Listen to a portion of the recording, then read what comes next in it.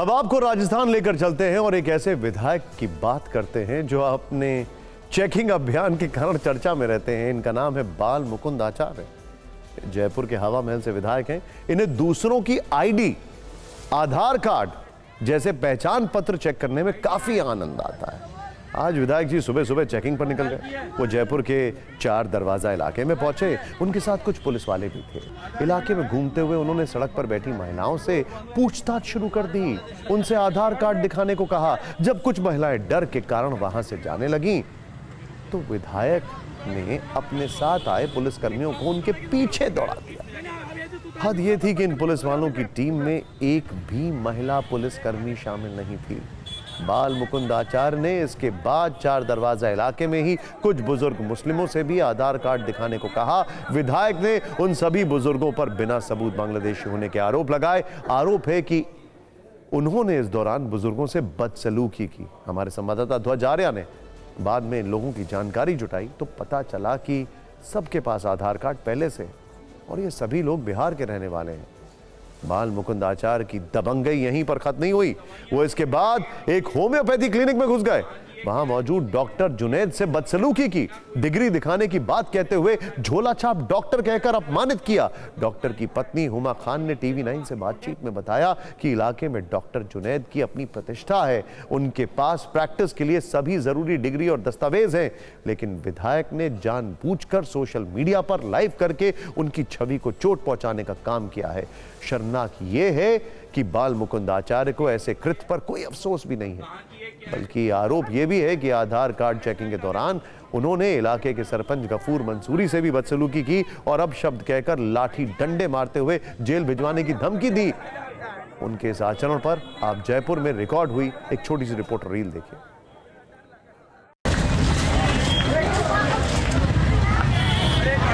कागज कहाँ है? कागज कागज कहाँ है? कागज आईडी कहाँ है? वो बांग्लादेशी भागे, वो सारे बांग्लादेशी पकड़ से।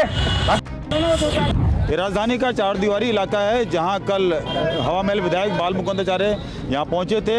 लोगों से आधार कार्ड मांग रहे थे और लोगों पर आरोप लगा रहे थे कि ये बांग्लादेशी है। पहले आता ही बोले जे बांग्लादेशी है, पकड़ो पकड़ो। तो हम बोले जे उनको जब मेरा आधार कार्ड बिहार का है, बिहार के रहने वाले हम हैं। उसी पर बाबा आधार कार्ड दो तो निकालने में चला गया। आपका भी आधार कार्ड चेक किया था? क्या नाम है? नाम क्या आपका? नाम फातिमा देवी। कार्ड दिखाइए आपका। जो इनका जो कार्ड है, इनके पास भी कार्ड है और इनसे भी ये कार्ड पूछा गया था। आप देख सकते हैं ये भी जो है बिहार के निवासी हैं। अधिकार किसने दिया कि वो आधार कार्ड चेक कर रहे हैं, महिलाओं से बात कर रहे हैं, बदतमीजी से बात कर रहे हैं, और इस बीच में उनके साथ में कोई भी महिला पुलिसकर्मी भी नहीं रहती है। ये दवाइयाँ जिनमें ना डेट लिखी है, कब बनी कब और कहाँ की है, क्या है, कुछ नहीं है। ये नकली दवाइयाँ बिना कोई नकली दवाई इस पे लिखा क्या है बताओ मुझे। ये लो साहब, ये तो एक्सपायरी डेट और नकली दवाइयाँ बिना डेट की जमा करो, इसमें एक्सपायरी है। एक बार फिर से बाबा बाल मुकुंद आचार्य जो कि हवा महल से विधायक हैं वो सड़कों पर निकले हैं। इस बार वो आधार कार्ड के साथ साथ में क्लिनिकों को भी चेक कर रहे हैं। आरोप ये लगा रहे हैं कि ये जो क्लिनिक है झोला छाप डॉक्टर चला रहे हैं और ये फर्जी क्लिनिक है। इस क्लिनिक पर भी आए थे, एक वीडियो उनका वायरल हो रहा है। और ये जो क्लिनिक है इसका नाम है नेशनल होम्यो क्लिनिक।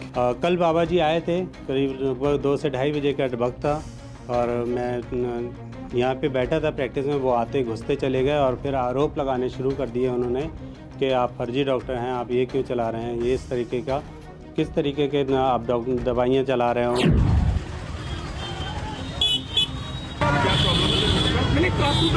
शिकायत पुलिस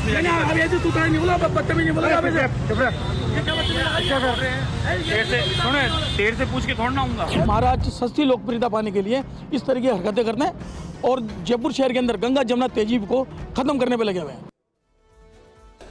हवा महल से विधायक हैं तो फिर क्या हवा में रहेंगे?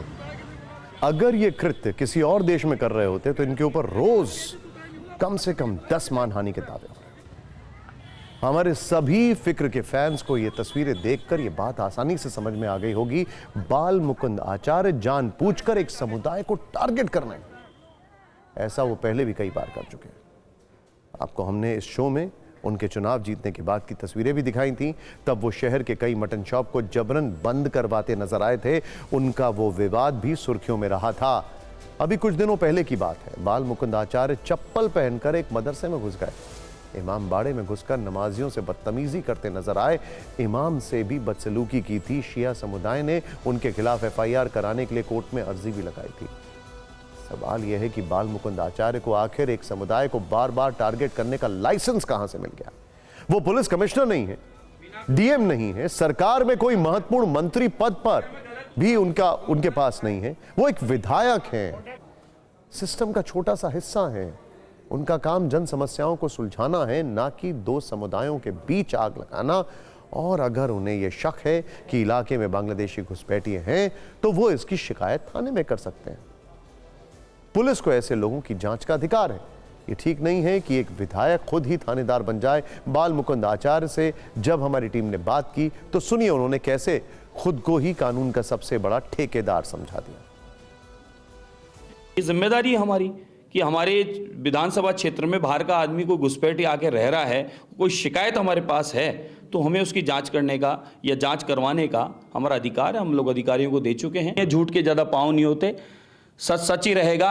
अब आज कुछ भी झूठ बोले उससे परवाह नहीं है, लेकिन कल जो मौके पे था वो सारी रिपोर्ट और रिकॉर्डिंग CMHO को पहुंचा दी है। अधिकारियों का काम है जांच करना, क्योंकि वो विषय हमारा नहीं था, हमारा था चेताना। जन प्रतिनिधि होने के नाते लोगों को जागरूक करना या उनकी समस्याएं सुनकर समाधान करवाना वो हमारा काम है।